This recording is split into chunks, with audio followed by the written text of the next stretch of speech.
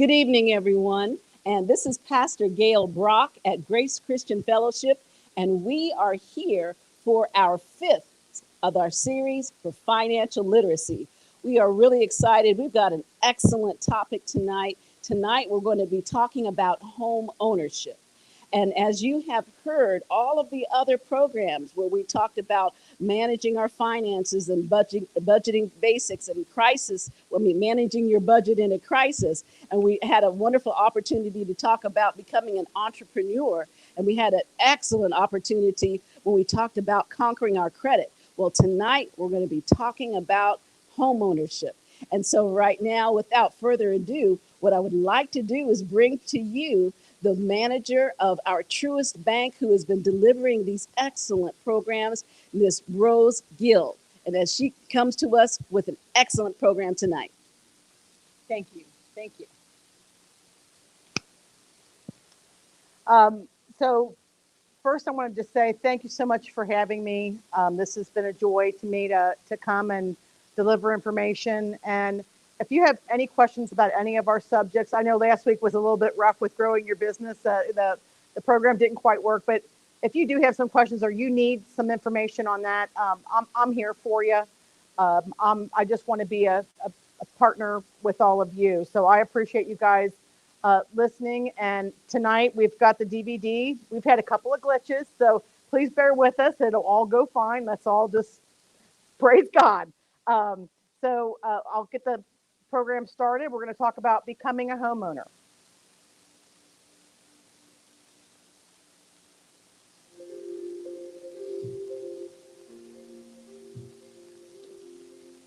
Welcome to BB&T's Bank on Your Success program, designed in partnership with Freddie Mac and its Credit Smart curriculum, providing guidance on credit, money management, and responsible homeownership. We've designed this program for you to learn about key elements of becoming a homeowner, which will prepare you for success in your financial future. This session is entitled Becoming a Homeowner. Today, you'll have the chance to learn whether or not buying a home is right for you, as well as a general overview of buying the right home with the right loan for your circumstances. In this video, I will present topics for further discussion with your on-site coach. You'll also be able to participate in a variety of exercises and activities during our time together.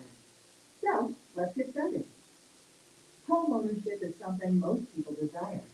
In fact, many people in the United States own their homes, but some people don't believe they could ever own a home. Could this be you? Are there things holding you back? Maybe there is uncertainty or fear about the home buying process, or not knowing if you can qualify for a loan.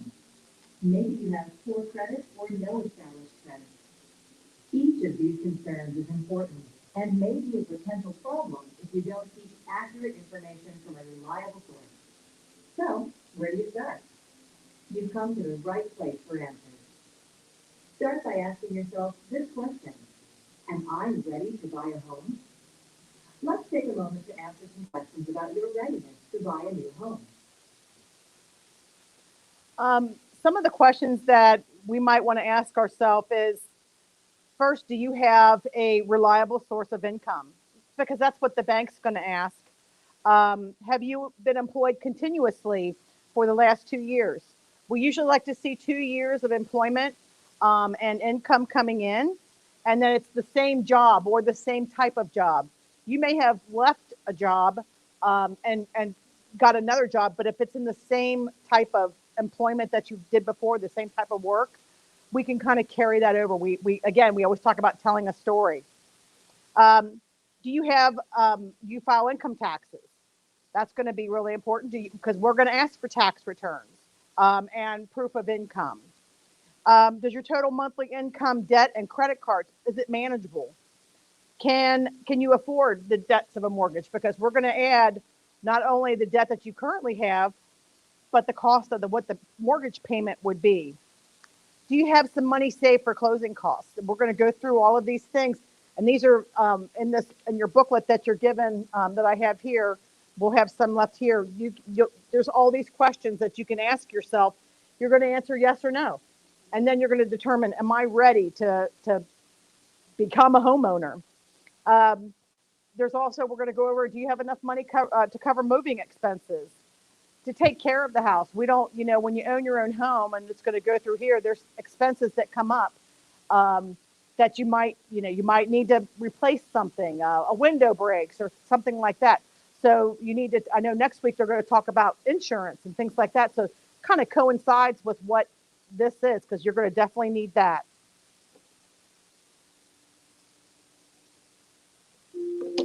Welcome back. Our next step is to talk a little bit more about the benefits of owning a home.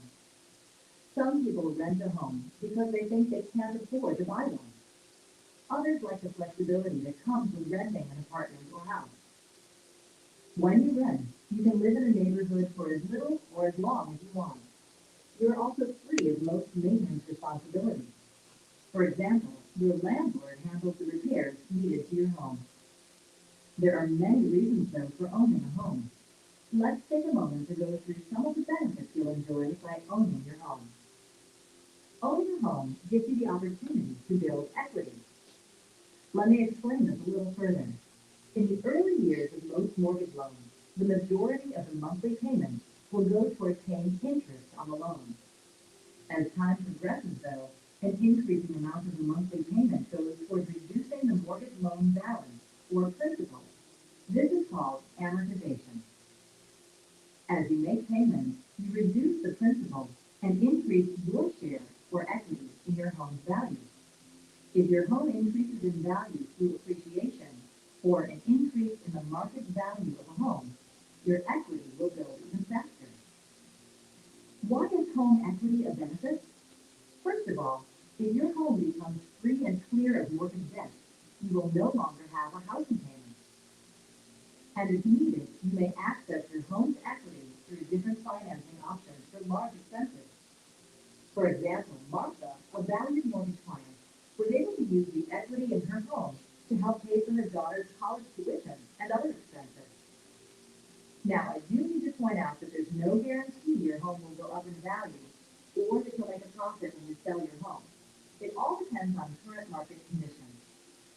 Another great benefit of owning a home is the potential tax advantages you may enjoy. When you own a home, you may be allowed to deduct the mortgage interest and property taxes on your taxes. These deductions may provide you with significant tax savings, especially in the early years of your mortgage. Be sure to consult your tax advisor about your specific circumstances, though. Monthly payment stability is also a benefit of owning a home. For a fixed-rate mortgage loan, you'll make the same monthly principal and interest payments for the length or term of your loan. Homeowners insurance and real estate property taxes may increase over time. Unlike renting, this type of principal and interest payments will remain the same month after month, even when inflation leads to higher prices. And finally, owning a home will provide you and your family with a sense of community. When you own a home, you know your family has a place to live. When you rent, you may not be able to renew a rental agreement and may have to find a new place to live. And once your mortgage loan is paid in full, the home is yours. You can even pass it along to your children or other relatives as an inheritance. Let's take a moment to review what you've just learned. Now, this video is a couple years old, so it's before the tax credit, so tax codes have changed. So you possibly can't deduct your mortgage off your taxes anymore. But there's also, people can use it, business people use their mortgage as part of their business. So there are ways that you can, but you need to seek advice from a tax advisor. It talked about some terms there that we should know, and that's really important for, especially when you're looking to get a mortgage. You really want to know what you're getting yourself into. So one of the terms is mortgage is a document that's signed by the borrower when the home is obtained and gives the lender the right to take possession of the property if the borrower fails. So when we sign on a mortgage, what we do is you're basically, the bank's investing in you. And we're saying, you make these payments on time, at the end of the term, this home is yours free and clear. But If you have any issues, you have to work with your bank, but the bank could possibly take your home. I hope that never happens to anybody. We talk about principal. The principal is the amount of the actual loan that you have. So if my house is 200,000, that's my principal balance. So sometimes what homeowners will do is they'll make principal only payments where it'll go after you make your mortgage payment, you can make an extra payment and go towards the principal, which will knock it down a lot faster. There's all kinds of ways that you can, possibly pay off your mortgage early. Think about how much you pay for rent. That's another thing when you're looking at the cost of buying a home as opposed to renting. Yeah, there are other expenses, but I think sometimes people are surprised at the cost of a mortgage payment. It's more reasonable than what you think. We talk about amortization. That's the monthly payment. So if you make your monthly payment on time every month, at the end of the term, your home will be paid full and clear so that it'll be yours. Um, Appreciation. And as it said on the video, we can't say that your house will always appreciate. Right now the market is it's very, very, very good for people that own their home and they want to sell their home. So, it's pretty much asking price you're going to have to, pay. We do have some alternatives here that you're going to see during, this program tonight. And in these books that I've provided here, all of this is in there. So please feel free to stop by. There's extra copies here.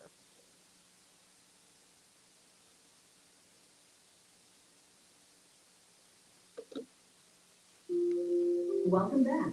Let's take some time now to focus on some things you'll need to know as you start on your journey toward homeownership. As you're shopping for a home, you may come across homes that are listed as short sales, or REO, or bank-owned sales. The more informed you are about these properties, the more successful your buying experience will be. Above all else, though, make sure you rely upon a qualified real estate professional to help, and never be afraid to ask questions. Let's take a closer look at short sales and REO, or bank-owned properties. If you're looking to buy a home, you may have heard that short sales are among the fastest growing property transactions in today's market. So, what is a short sale? Is it right for you? How do you buy a short sale? Let's talk briefly about each of these questions. A short sale occurs when a borrower needs to sell his or her home, but the mortgage balance is greater than the market value of the home. This is also referred to as being underwater. In this instance, the lender and all parties involved agree to a sale price that is below the mortgage balance owed by the borrower, and the borrower is then permitted to sell the home at or near the current market value of the home. Let's look at an example. Jane, a homeowner, is facing foreclosure and has an existing first mortgage loan balance of $300,000. You write an offer to her lender for $220,000, which is accepted as full payment for the loan. This is a short sale. The outcome of a short sale can be positive for all parties involved. For both delinquent and current borrowers, it allows them to avoid foreclosure by selling their home for less than the amount owed on their mortgage loan. For lenders, short sales offer a way to avoid many of the costly impacts of foreclosure. For you, the buyer, short sales may allow you to buy a home priced at or below the market. And because short sales are occupied by the current homeowner, they are typically in good condition. Generally, you're in a good position to buy a short sale property if you meet the following criteria. 1. You are patient. Typically, a short sale transaction can take more time than a regular home purchase because of the negotiations involved. 2. Your financing is arranged. It's important that you are approved or at least pre-qualified for financing once you begin looking at short sale properties. 3. You are flexible. If you're flexible with your move date and don't have to sell a home or break an expensive lease to qualify for financing, you may be a good candidate. If you find you're a good candidate for a short sale purchase, be sure to find a real estate professional with expertise in this area. That will be vital as time progresses with the sale. If you believe you're a get approved or at least pre-qualify for a mortgage loan. By doing this, you can determine how much you can afford and show sellers you're a serious buyer. Because short sales can take time, it's important you keep your approval or pre-approval current at all times. 2. Hire a licensed real estate professional and begin house hunting. Again, as I mentioned previously, it's important that you hire a real estate professional with specific short sale expertise. 3. Make an offer. Your real estate professional will work with you to determine a price you believe is fair. While you can get a great deal buying a short sale, you still need to be realistic with any offer you submit to the seller. In most instances, this offer will align with other comparable homes in the neighborhood. 4. Obtain seller acceptance of your offer. Typically, this is a quick process and takes 1 or 2 days. 5. Wait for approval of the seller's lender. This process may take time due to the number of parties involved in the transaction. So remember, patience is key here. Let's take a moment to answer any questions you may have about the short sale process. Does anyone have any questions about the short sale? Okay. Okay. Yeah. And something else that, they talked about, and I don't know if you've ever seen these when you go, if you've ever heard the term buying a house on the courthouse steps. If you've never seen one, I would find out with the local court, like I know in Covington, the bank is right near the courthouse. So you'll see a big group of people and they're literally on the courthouse steps.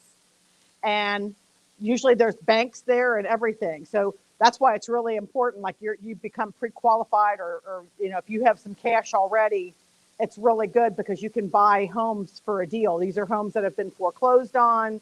A lot of times there'll be a big crowd of people. You'll see people there with checks.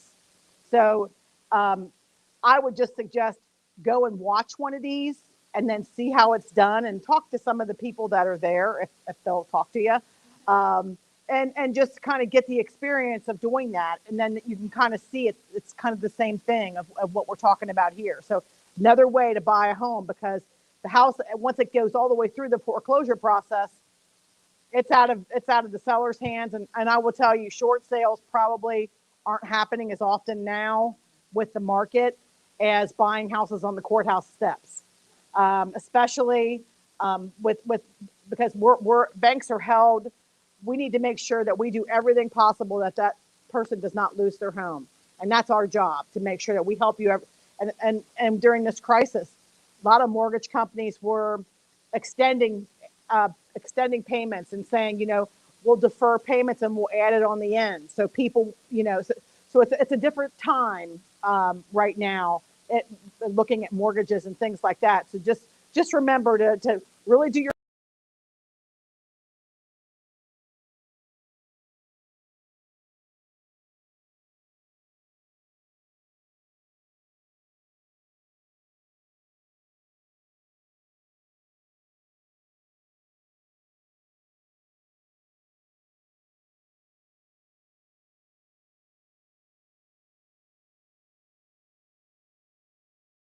Properties. REO or bank-owned properties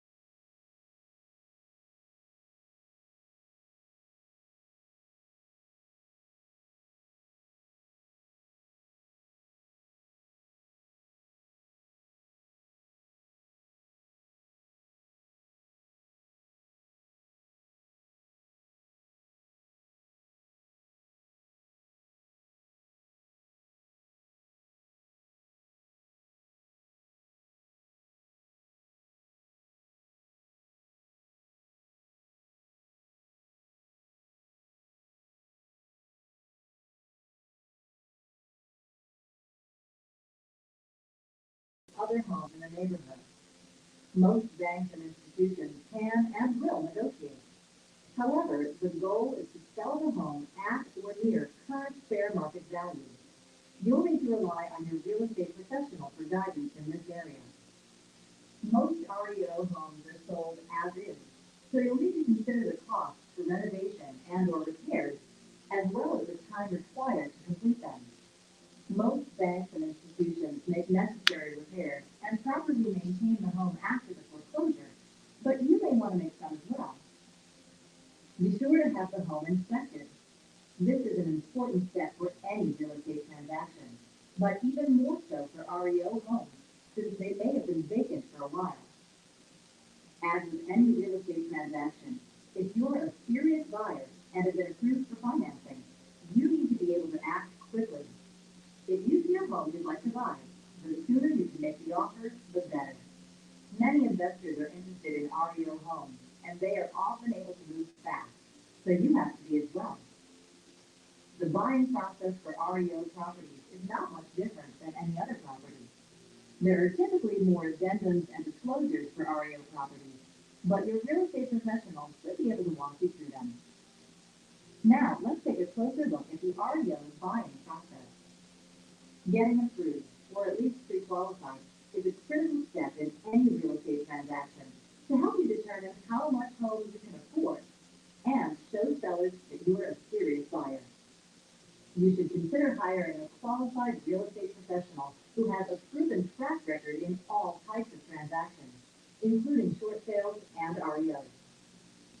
Your real estate professional can work with you to make an offer that is realistic and fair. Your offer or counteroffer, if applicable, will likely need to be reviewed and approved by several people and/or companies. Response time will vary by bank or institution. Ask questions and keep informed on the progress of the approval. Once your offer is finalized, you'll move forward with the closing just as you would with any other real estate transaction. Jonathan is one of our valued clients. Recently, he was able to purchase an REO as a first-time homebuyer. He followed the steps we just discussed and was able to get a home in the neighborhood he desired at a price that was affordable. He stated, "I'm so glad I was pre-qualified for a loan because that made the entire process much easier to get the loan approved and close the deal faster." Let's take a moment to review some of the information you have just learned. Okay, so some of the things we learned is be prepared, get pre-approved. So that means you're going to have to work with the bank. Some other things that we learned, you hear this, a common theme during this program is get a good real estate agent. Make sure that they're what I like the last bit of advice. Make sure that they're able to help in all different situations, like is REO purchase or short sale or a typical real estate sale. So if you get someone that's really well versed in that, that's just going to help you and make the process a lot more simple for you. And I know personally, like people will call the bank all the time and say, hey, can you put me in contact? What REOs do you have available? And that's a bank-owned property. And what we talked about, the short sale, that's where a lot of times they'll go, or the sale at the courthouse steps. That's where they'll go to the courthouse and sell the house right there on the steps. Another thing that we need to remember is it talked about fair market value. Nobody's going to give you a house. They're not going to give a house away. And if they are, it's probably not going to be worth living in. And then the bank, if you're trying to get a loan for it, the bank considers that as well. So it's not, we just don't automatically,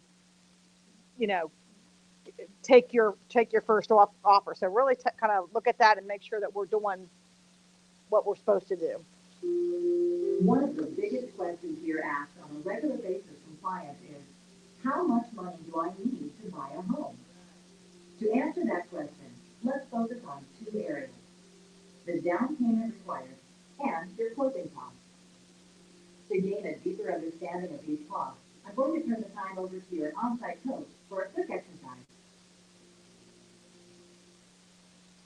Okay, so some of the things we talked about that she just talked about, and that is how much am I going to need? There are programs for first-time home buyers where you can get 100% financing. What the bank likes to see, and there's different types of mortgages. You have to talk to your bank and find out what types of programs they have, and also your community. Sometimes they'll offer incentive for you to live in certain neighborhoods, um, and that's a great way because you're going to get assistance from the local government as well. So just remember that to really have communication, and then a real estate agent can help you with those too because they are well aware of all the different products and services that all the different banks offer, and then you can make your best possible decision. And please don't hesitate to ask a question, and don't think, am I, nobody knows everything about purchasing a home. I am not a mortgage rep. I do the bank home equity. So I help the customers that already have their mortgage loan that with our bank, so, or anybody else's bank. So that's just some of the things, what you need. A lot of times they like to see 20% down. So you really got to kind of think how much, once you get pre-approved and you look at that, you're going to know, you should kind of have an idea of what you can afford monthly. Sit down with your banker and they can go over a payment plan with you and say, this is what you're going to need for a down payment. This is what you're going to need at closing costs.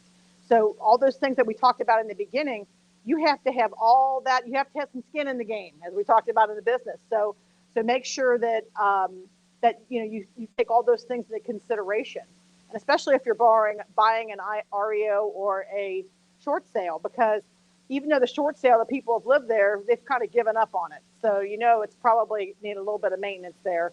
And REOs, those are bank-owned properties. Yeah, we have to like cut the grass and make sure, but a lot of times people like totally clean those out. Like you won't have anything in it. You won't have refrigerator, so any of that stuff. So just kind of keep those things in mind if you're thinking of buying those types of things. That's just food for thought. Let's review what you've learned about a down payment. A down payment is a percentage of the value of the property and is determined by the type of mortgage you choose. Typically, a down payment for a first-time home buyer will range from 3.5% to 20% of the purchase price or property value. Another important cost to understand is mortgage insurance. Loans with less than a 20% down payment may typically have some type of additional mortgage insurance-related costs. Mortgage insurance helps protect lenders from losses if you default on your mortgage loan and lose your home to foreclosure. Two common types of mortgage insurance are private mortgage insurance, or PMI, and FHA mortgage insurance called mortgage insurance premium, or MIP. The annual PMI premium may be canceled when the mortgage amount is reduced to 80% or less of the property's value. However, MIP is carried through the life of the loan. Closing costs include points, taxes, title insurance, lender fees, settlement costs, and items such as homeowners insurance and property taxes that must be prepaid or escrowed. These costs generally range from 3% to 7% of the mortgage amount, depending upon the loan program. You'll receive an estimate of these costs from your lender after you apply for a mortgage. Some mortgage programs provide assistance with closing costs. Some local communities or employers also offer programs that provide assistance with down payments or settlement costs. You should discuss all of these options with your lender. In addition to the down payment and closing costs, you'll also have to pay for move-in expenses, which may include a van rental or moving company fee, changing the locks on doors, installing window bolts and smoke detectors, deposits and startup fees for utilities, phones, cable, trash removal, and other services, immediate repairs or work on your home that may need to be done, as well as cleaning or painting needs, new appliances, equipment such as lawnmowers and hoses, and decorating and furniture. Let's take a moment and review what we've just learned about the cost of a mortgage loan.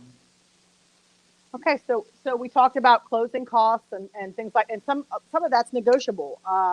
Some of those closing costs can be rolled into the loan. So this is where you just have a good conversation with your banker, and everything's negotiable whenever you're talking about a loan. So when you think about how much you have down, and I talked about mortgage insurance. If you're going to go FHA, you're going to pay that extra money every month added onto your bill. Well, when you have the private mortgage insurance, a lot of people don't realize that once you get to that 80%, you've paid down more than 20% of your loan. You contact the bank and say, "Hey, they'll value your home. I shouldn't have to pay PMI anymore." So then you can have that removed. The bank's more than willing to do that. We're not going to go hunt you down and make sure. So you have to notify us. So it's really good to be own your finances, own what you have out there in loans, so we can take care of that. And then when they talk about what the estimate, a lot of people I find whenever I'm doing home equities, people will estimate, their house is worth this, and just really stay up on that, because you got to look what's around you, because if you're going to negotiate, because there's also property taxes that we pay on our. So if you have a house that is you're paying high property taxes, you might want to contact them and let them know. There could also be some things I know, and I'm sorry, I keep referring to the state of Kentucky. That's where I live. In the state of Kentucky, I don't know if Ohio has this or not, where when you become a certain age, we call it homesteading, and they give you a discount on your property insurance. Find out if that's there. That might be something, and there might be something, a discount. Nobody's going to come to you and say, "Hey, let me give you a discount on your property tax." So just think about those things, and contact them and make sure that you're doing everything you can.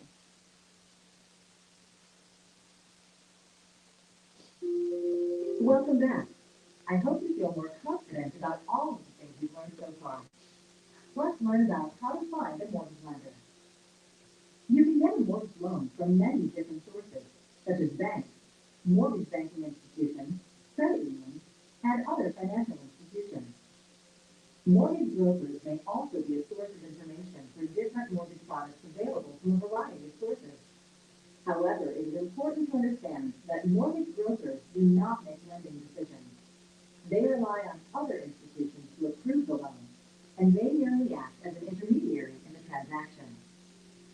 You should shop for your mortgage financing as carefully as you shop for your home. Be sure to compare terms, fees, and interest rates.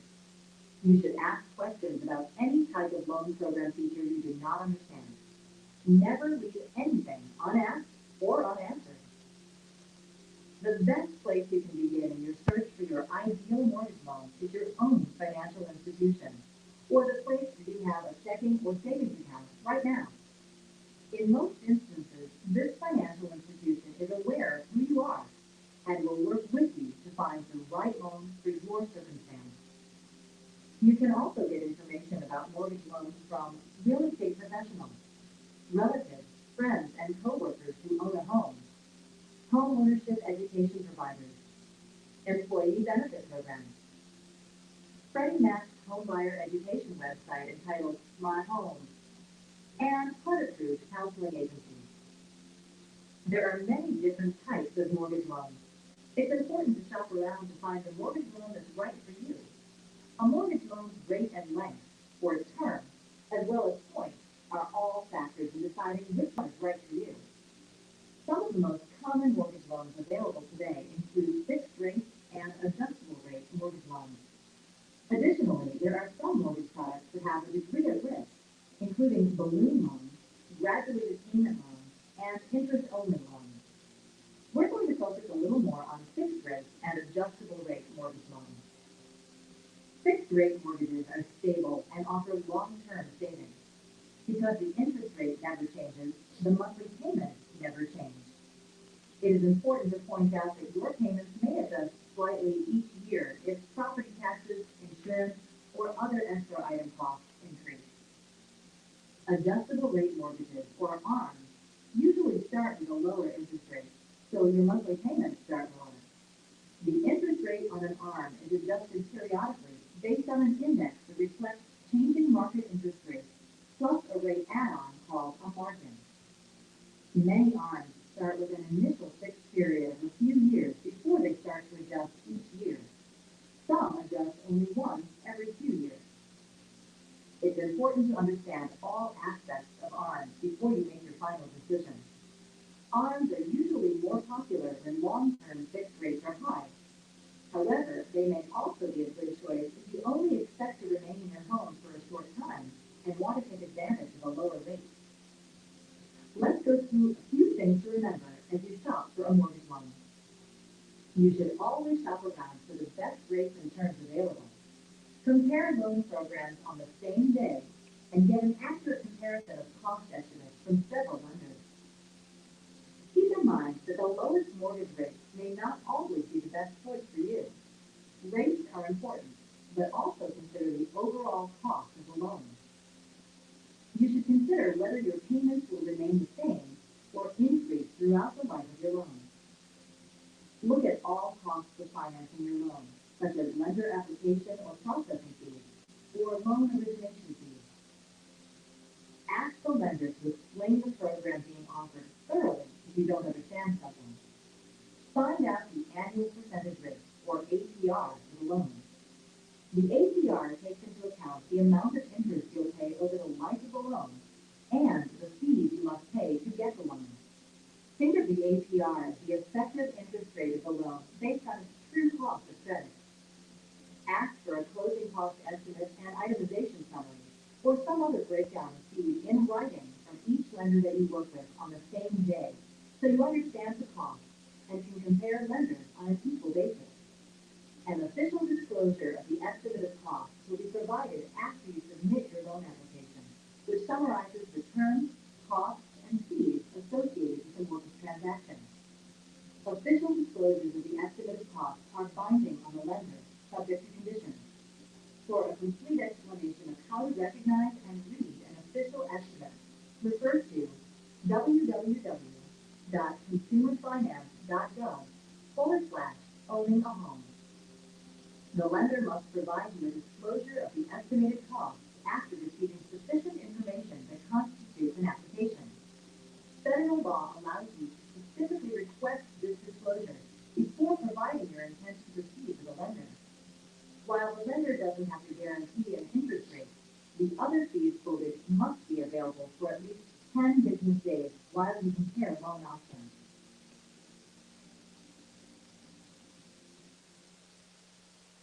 So the last point is really important because you need to take ownership of, of the process. So that's the whole thing. Ask for the fee. We have to disclose, banks have to disclose any fees that are involved with anytime I do a loan, well, on the mortgage side, we have to give it to you up front. But even any other loan, if ask the question, because we talked about this when we're talking about credit.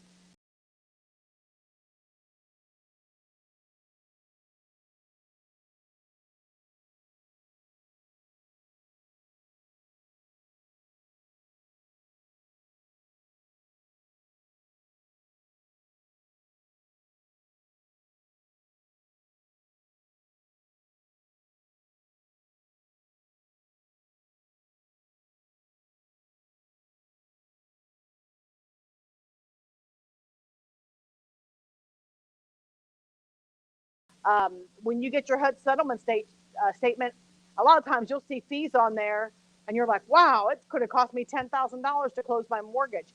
It's typically not. It's not that high.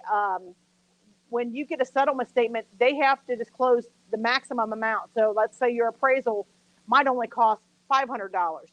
Well, they have to give a range. So they always will go to the max so that you won't have any surprises. You can't have any surprises when you're doing a mortgage. So it's most likely going to be less. We talked about fixed rate and adjustable rate. So you heard some of the scenarios. Why would I want to do an ARM if it keeps going up? Sometimes people, one of the scenarios they said is, let's say, you're only going to be someplace for 5 years. I would do an ARM because you are going to get a lower rate. You're probably going to be able not have as much fees and things like that because those are all added in on the end because ARMs go up. So if you know for sure, but I will tell you what I've seen a couple times is where 5 years flies by and you're like, oh, whoa, wait a minute. Okay, I need to renegotiate that.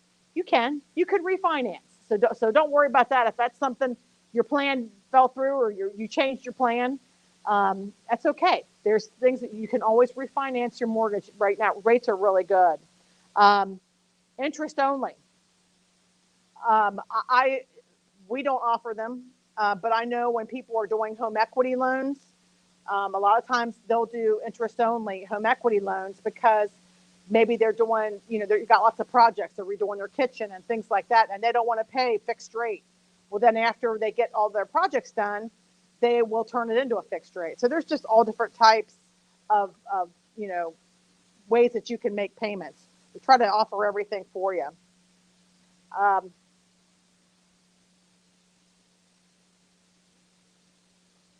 The important thing to remember is that you look at all options available to you. If you're a first-time homebuyer, you may want to specifically focus on affordable, low down payment mortgage loan options. Saving enough money for a down payment can be hard. However, many mortgage lenders offer low down payment mortgage loans and programs with flexible underwriting guidelines to help people in these financial situations.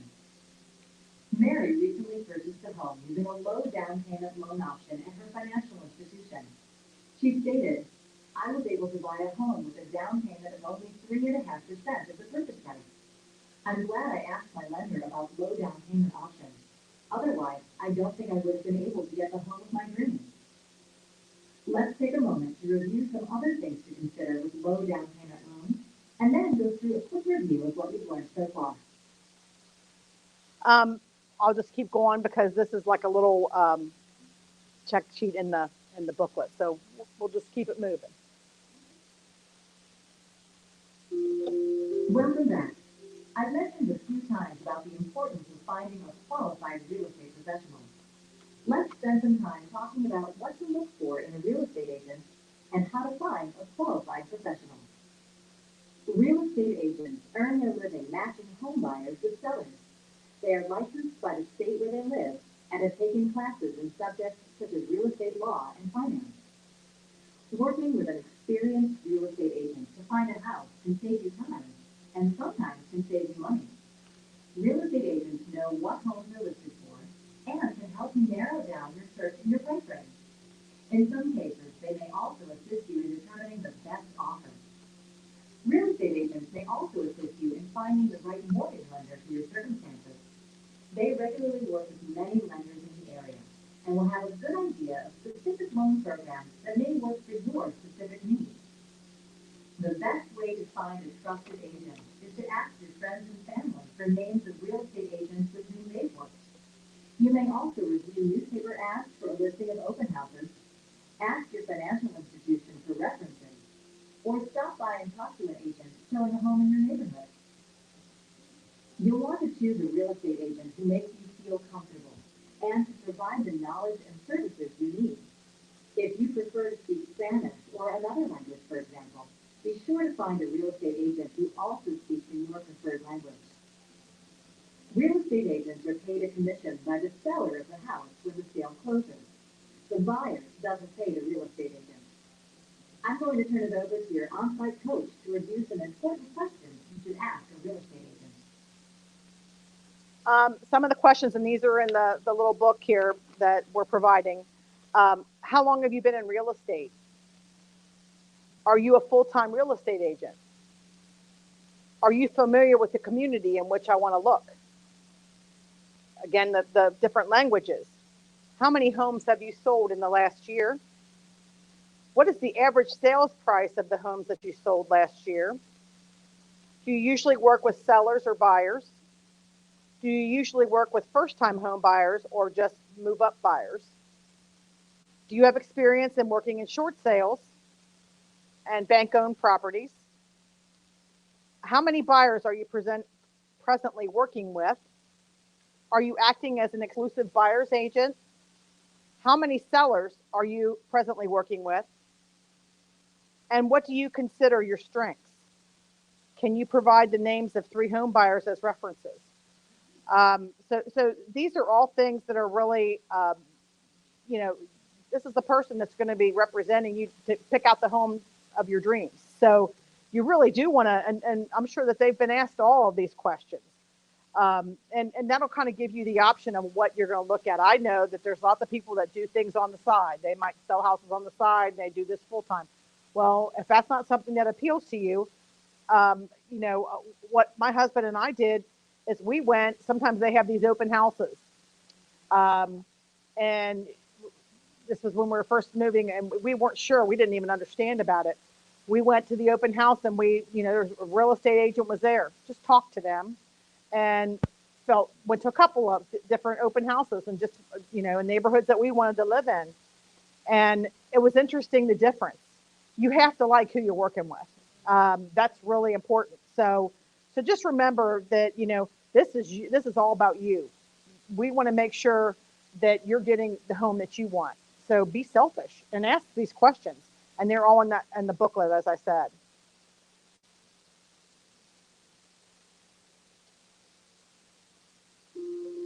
Now let's just take a step back for a moment. If you believe you're not quite ready to begin the process of buying a home because of your personal circumstances, don't give up. Divorce, losing a job, emergency medical expenses, other circumstances, or simply not having the financial literacy skills to manage your money well can all result in credit difficulties. There are other resources you can check out to help you improve your credit and prepare to buy a home. More specifically, you may want to seek out homeownership education and credit counseling. Homeownership education can help you become a successful homeowner. It can provide you with more information on preparing for the mortgage approval process, understanding the issues involved in qualifying for a loan, understanding the importance of establishing a strong credit reputation, identifying the important elements of home selection, selecting a home that is affordable over the long term, learning about the financing and closing processes, and understanding how to avoid mortgage delinquencies, defaults, and foreclosures. Credit counseling can help you improve and rebuild your credit. A credit counselor can provide credit education, confidential budget and debt counseling, debt repayment programs, and financial management education. There are many free resources available to you for homeownership education and credit counseling, whether online or in the community. Take advantage of whatever you find to learn as much as you can about owning a home. You may also want to take another course in our Bank on Your Success educational series to learn more about banking basics or budgeting for you and your family.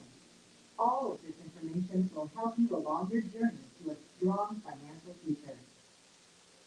We've concluded our time together.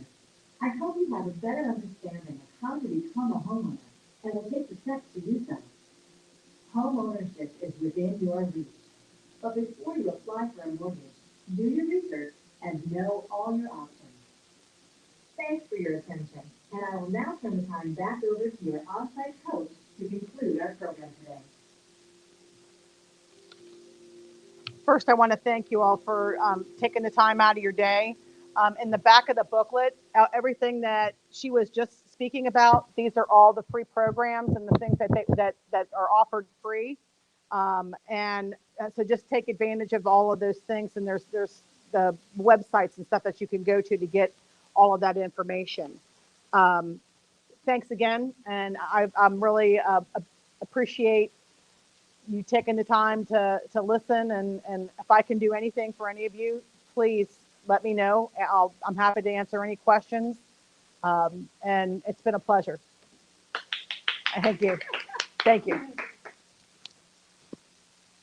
Now, that was definitely very, very interesting. I learned a lot. Did you learn a lot? And one of the things I still get confused about with APR and all the different fees, one question I do have is, what are points? The video talked about points twice. Yes.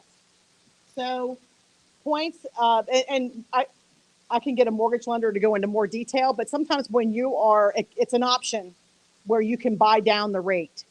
So, and that some banks don't offer points. It's just a way that you can lower your rate, but it costs money. So if you're going to buy down the rate, obviously there's math. What am I thinking of? there's a wow, God, I'm sorry. Uh, it's a problem. What I'm saying, like a math problem, is what they do. So they'll say if you want to buy 2 points or something like that, you can lower your rate this amount. That's yeah. Thank you. It's been a long day. I've worked all day today, everybody. um, so yeah, that's a good question, and I can get you some more specifics. I can get to you on the points. I'll email that to you. Thank you. Do you have any questions?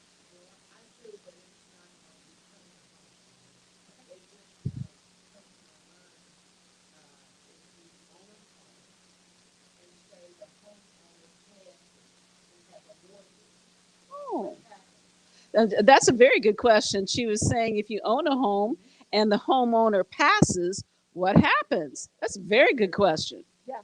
So typically there's an estate. So like for instance, if I would pass, it, someone would be appointed the executor of the estate, and then they would decide hey, we're going to sell the home. If they owe a mortgage, they would obviously sell that and pay it off. Or some member in the family. That's usually typically what happens during that process. Someone in the family will take over. And the bank will work with you on that because, yeah, and typically,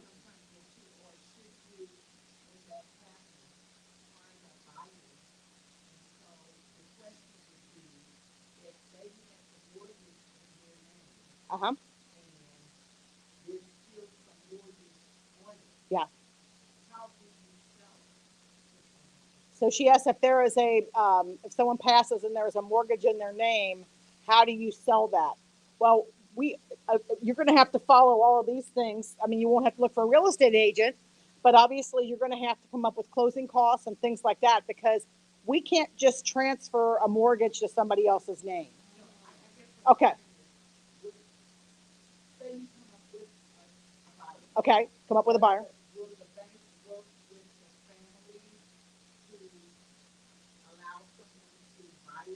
Oh, yeah. Yeah. And yeah. So she said, will the bank work with the buyer? Because the bank doesn't want the home. We don't, we're just interested, and it sounds kind of cold, we just want to make it right to make, the purchase, the bank will get paid for the home. Yep. Mm-hmm.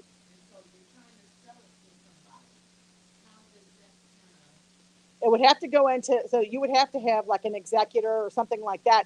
They would start that, they would have that process. Someone has to be in charge of that. Or, because let's say there is nobody, then that's where you start going into REOs or bank owned properties that could go into that kind of thing. You just got to look for that and figure out. Yeah. Yeah.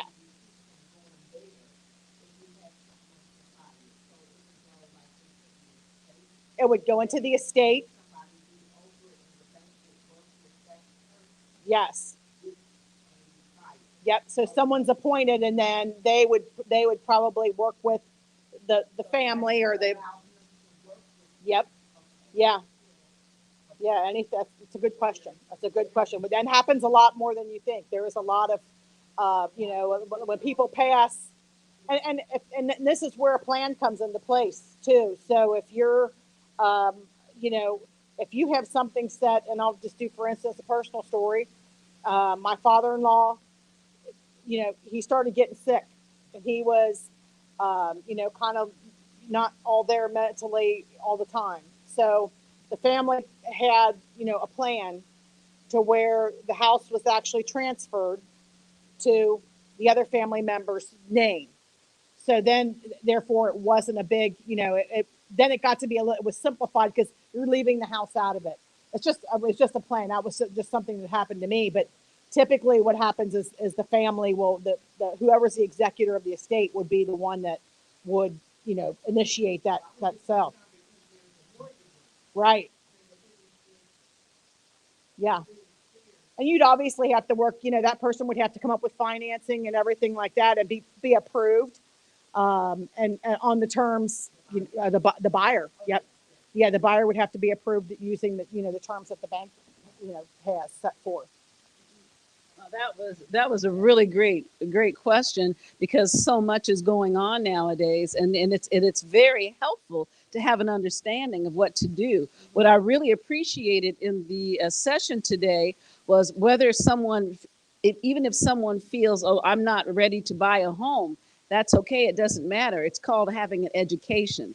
And what I liked about this session is that it prepares you to know what questions to ask, what kinds of fees, what accounts should I have, so that I know, okay, I need to save up X amount of dollars so that I can have something called a down payment. And the down payment is going to be anywhere from 3.5% to 20%. And again, it gives you an understanding of the kinds of things that you need to do. Oh, all right, when I get a home, not only do I need to be able to be prepared to pay a down payment, but there are closing costs. Oh, okay, and they can possibly be negotiated. Also, oh gee, I'm going to have the house has to be inspected.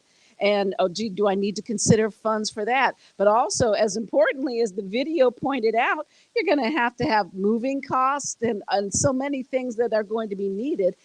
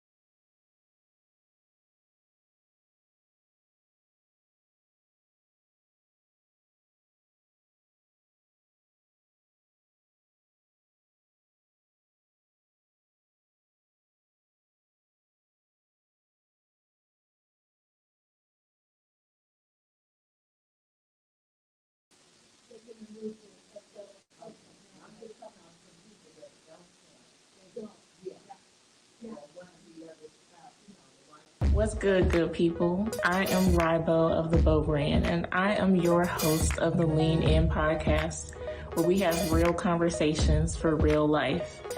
You can find this podcast right here in Grace Online.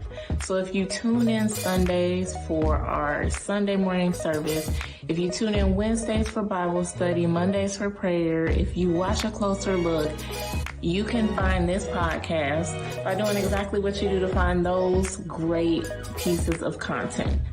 Just be a member of Grace Online. You'll get a notification. This summer, you'll find new episodes every other Tuesday. In addition to being right here in the Grace Online community, you can listen to this podcast on Spotify, on Google Podcasts, and there are new platforms that are being added every day where you can listen. I'm so excited to be your host, and I cannot wait to lean into so many conversations with you this summer. Peace.